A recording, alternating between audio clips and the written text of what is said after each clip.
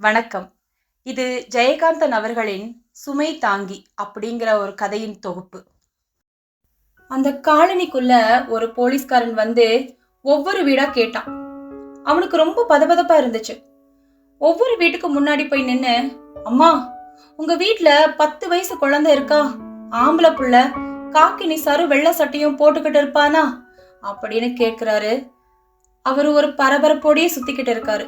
இந்த போலீஸ்காரங்களை காலனின் தூதுவன் அப்படின்னு சொல்லலாம். ஏன்? அவன் காலனிடமிருந்து ஒரு அவ செய்தியை கொண்டு வந்துள்ளான். ஒரு வீட்டு கொடியில துணி காய போட்டுட்டு இருக்கிற ஒரு அம்மாவை பார்த்துட்டு கேட்கிறாரு, ஏன் இருக்கானே, என்ன விஷயம்? இல்ல ஐயா, இங்க வா அப்படின்னு சொன்னதோ உள்ள இருந்து ஒரு பையன் வரான். அவன் போலீஸ்காரரை பார்த்ததும், நான் வர மாட்டேன் அப்படின்னு பயந்து உள்ள ஓடி போயிடறான். எதுக்கு ஏன் பயப்படுற? ஒன்னும் பண்ண மாட்டாரு, வா அப்படின்னு அந்த அம்மா கூப்பிடுறா. உடனே போலீஸும், கூப்பிடாதீங்கம்மா, இருக்கட்டும், தோ அங்க ஓவர் பிரிட்ஜ் கிட்ட லாரியில சிக்கி ஒரு பையன் அப்படின்னு அதுக்கு மேல சொல்ல முடியாம திணறாரு. ஐயோ, அப்புறம் என்ன ஆச்சு? புள்ள உசுருக்கு அப்படின்னு அந்த அம்மா கேட்டு முடிக்கிறதுக்கு முன்னாலேயே ஒரு பெருமூச்ச பதிலா கொடுத்துட்டு அங்கிருந்து நகர்ந்து போறாரு. அடுத்த வீட்டுக்கு முன்னாடி போய் நிக்கிறாரு. மா, உங்க வீட்டுல ஏதாவது குழந்தை அப்படின்னு கேட்கும்போது, எனக்கு குழந்தையே இல்லைங்க அப்படின்னு அந்த அம்மா சொல்லுது. எப்பவுமே குழந்தை இல்லாதவங்கள போன ஜென்மத்துல என்ன பாவம் பண்ணியோ உனக்கு பிள்ளையே இல்லைன்னு திட்டுவாங்க. இங்க அந்த அம்மாவை பார்த்துட்டு போலீஸ்காரர் சொல்றாரு, அம்மா, நீ புண்ணியவதி அப்படின்னு சொல்லிட்டு நடந்துட்டு போறாரு. நல்ல வேளை உனக்கு குழந்தை இல்லை.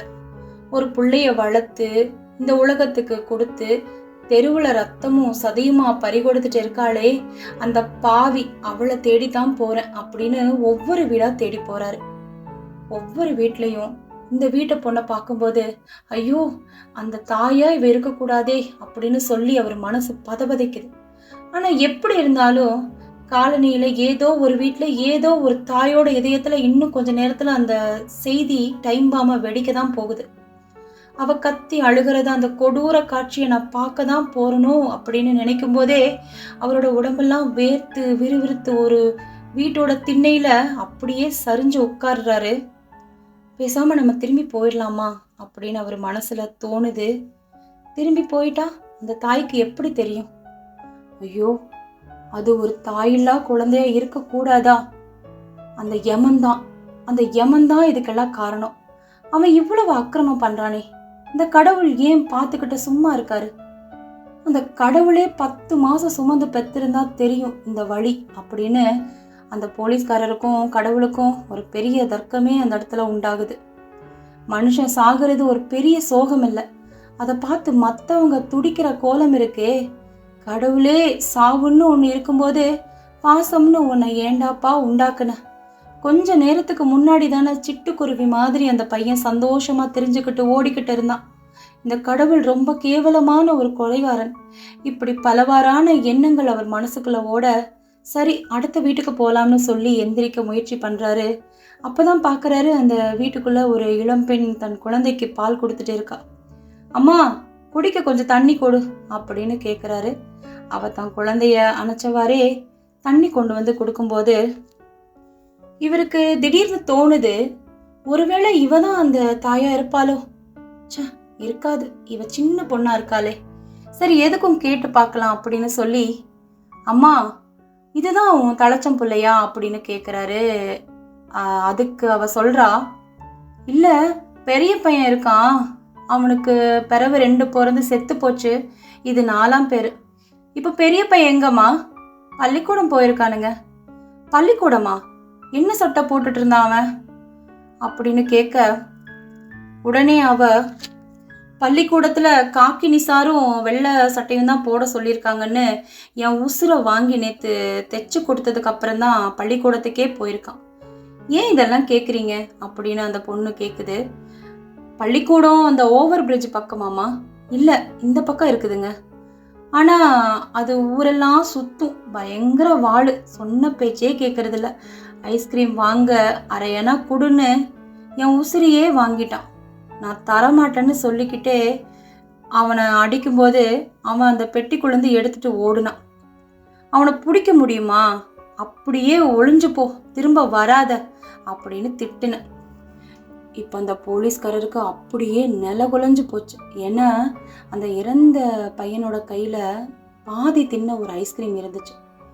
அந்த குழந்தை ஐஸ்கிரீம் வாங்கிட்டு ஓடி வரும்போது இவர் கண்ணு முன்னாடி தான் அந்த காட்சி நடந்தது. அந்த குழந்தை ஐஸ்கிரீம் சாப்பிட நினைச்சது ஒரு குத்தமா? வாங்கின ஐஸ்கிரீமை தின்னு முடிக்கிறதுக்குள்ளேயே ஒரு குழந்தைக்கு சாவு வரலாமா? அட இரக்கமில்லாத தெய்வமே, உன்னைத்தான் கேட்குற, வரலாமா சாவு? அவ்வாறு அவசரமா அந்த பையன் கையில் இருக்கிற ஐஸ்கிரீம் கரையிறதுக்குள்ளேயே அவன் உசுரை கரைச்சிட்டியே அப்படின்னு பல எண்ணங்கள் அவர் மனசுக்குள்ள ஓடுது. மனசு ரொம்ப கனப்படுத்திட்டு கண்களில் கண்ணீர் வழி அவர் சொல்றாரு, அந்த ஓவர் பிரிட்ஜு கிட்ட ஒரு பையன் லாரியில் அடிபட்டு செத்து கிடக்கான், போய் பாரு அவன் பிள்ளையான்னு அப்படின்னு அவர் சொல்லி முடிக்கிறதுக்கு முன்னாடியே ஐயோ ராசா அப்படின்னு அந்த வீடு அதிர, அந்த தெருவு அதிர அந்த அம்மா ஓடுறா. அந்த பால் குடிச்சுக்கிட்டு இருந்த குழந்தைய தம் மார்போடு அணைச்சிக்கிட்டு அப்படியே தளத்திரிக்க ஓடுறா. ஐயோ, இன்னும் 3 தெரு தாண்டி போகணுமே, இன்னும் 1 தெரு தாண்டி போகணுமே அப்படின்னு பதச்சிக்கிட்டே ஓடுறா. தாட விலகி மாறு வெளியில தெரியறது கூட அவ உணராம அந்த தாய்மை உணர்வோட வெறியில ஓடுறா. அந்த விபத்து நடந்த இடத்துல வேடிக்கை பார்த்துக்கிட்டு எதிரில் வர கூட்டம் தாய்மை உணர்வோடு இவ ஓடுறத பார்த்துக்கிட்டு இவளை தொடர்ந்து மறுபடியும் போகுது. கும்பலுக்கு எல்லாமே ஒரு வேடிக்கை தானே. அந்த தெருவோட கடைசியில அந்த போலீஸ்காரர் ஓடி வராரு.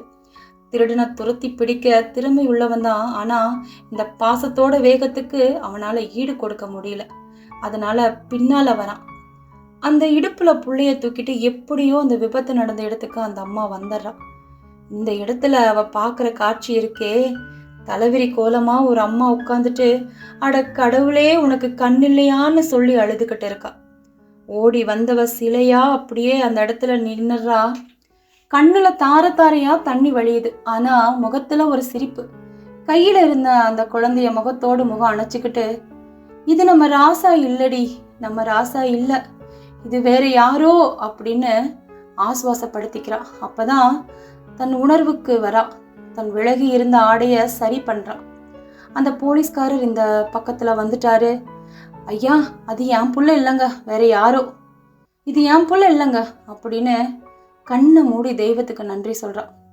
அந்த போலீஸ்காரருக்கு தோணுது, சே, இவ்வளவுதானா தாய் பாசங்கிறது, இவ்வளவு அல்பமா, வேற ஒருத்தரோட பிள்ளைன்னு அந்த வலி இல்லையா அப்படின்னு முகத்தை சுழிச்சுக்கிட்டே அங்க அழுதுகிட்டு இருக்கிறது யாருன்னு பாக்குறாரு. தலைவிரி கோலமா அங்க உட்கார்ந்து இருக்கிற அந்த அம்மாவை பார்த்துக்கிட்டு போலீஸ்காரருக்கு ஒரு பெரிய அதிர்ச்சி. ஏன்னா அங்க இருக்கிறது அவர் மனைவி. அந்த போலீஸ்காரருக்கு குழந்தையே இல்லை, 20 வருஷம் ஆச்சு. அவர் யோசிக்கிறாரு, இவ எப்படி இங்க வந்தா? பக்கத்துல பார்த்தா காய்கறி கூடையெல்லாம் சதறி கிடக்குது. ஓ, மார்க்கெட்டுக்கு போய்கிட்டு இருந்தவ வழியில இந்த சம்பவத்தை பார்த்திருக்கா. அட பாவி, உனக்கு எதுக்குடி இந்த தலையெழுத்தெல்லாம் அப்படின்னு முணங்கிக்கிட்டே போலீஸ்காரர் அவளை தூக்குறாரு. தங்கம், என்னடி இதெல்லாம்? ஐயோ, பாத்தீங்களா, இந்த அநியாயத்தை கேட்க எந்த போலீஸும் இல்லையா, எந்த சட்டமும் இல்லையா? 20 வருஷமா நம்ம எவ்வளவு தவமிருந்து வரங்கேட்டு கொடுக்காத அந்த கண்ணவுஞ்ச தெய்வம் இப்படி அநியாயமா ஒரு வைர புதையலை வாரி இறைச்சிருக்கே அப்படின்னு கதறா. தங்கம், அவங்க விதிக்கு நம்ம அழுது என்ன பண்றது? எந்திரி, பைத்திய மாதிரி புலம்பாத, வீட்டுக்கு போலாம் வா அப்படின்னு அவளை தேத்தி வீட்டுக்கு கூட்டிட்டு போக முயற்சி பண்றாரு. பாவி, ஒரு குழந்தைய பெத்து கொஞ்சறதுக்கு தான் எனக்கு கொடுப்பனை இல்லை, செத்து போன ஒரு குழந்தைக்காக அழறதுக்கு கூடவா எனக்கு உரிமை இல்லை அப்படின்னு அவன் மனைவி வலுக்கட்டாயமா இழுத்துட்டு வீட்டுக்கு கூட்டிட்டு போறாரு. அங்க இருக்கிற கும்பல் 2ஆ பிரிஞ்சு போலீஸ்காரரை பின்தொடர்ந்து போகுது. அவ வீட்டுக்குள்ள நுழைய வரும் பொழுது தூரத்துல விபத்து நடந்த இடத்துல அந்த மிகப்பெரிய சத்தம் வெடிக்குது. ஐயோ ராசா அப்படின்னு அந்த காலனில ஒழிச்ச அதே குரல் அந்த வீதியே அதிர அங்க ஒழிக்கும் போது தம் பிடியிலிருந்து விலகி திமிரிக்கிட்டு ஓட முயற்சிக்கும் தன் மனைவிய 2 கைகளாலையும் தூக்கிட்டு வீட்டுக்குள்ள போறாரு. அவளுடைய உடல் ரொம்ப கனமா இருக்கு, அது உடல் பாரம் இல்லை. அவளுடைய இதயத்துல இந்த உலகத்தின் சுமைய, அந்த தாய்மையின் சோகத்தை அவ சுமந்துக்கிட்டு இருக்கலாம்ல, அந்த பாரத்தை இவரால் தூக்க முடியல. உள்ள போனதும் 2 பேரும் விம்மி விம்மி அழறாங்க. ஜன்னல் வழியா ஒரு கும்பல் நின்று இவங்களை வேடிக்கை பார்த்துக்கிட்டு இருக்கு. ரொம்ப கோபமா எழுந்திருச்சு போய் படார்னு ஜன்னலை சாத்திட்டு வந்து உட்கார்றாரு. போலீஸ்காரர் வீட்டுக்கு முன்னாடி இருந்த கும்பல் திரும்பி விபத்து நடந்த இடத்துக்கே போகுது. ஆமா, கும்பலுக்கு எல்லாமே ஒரு வேடிக்கை தானே.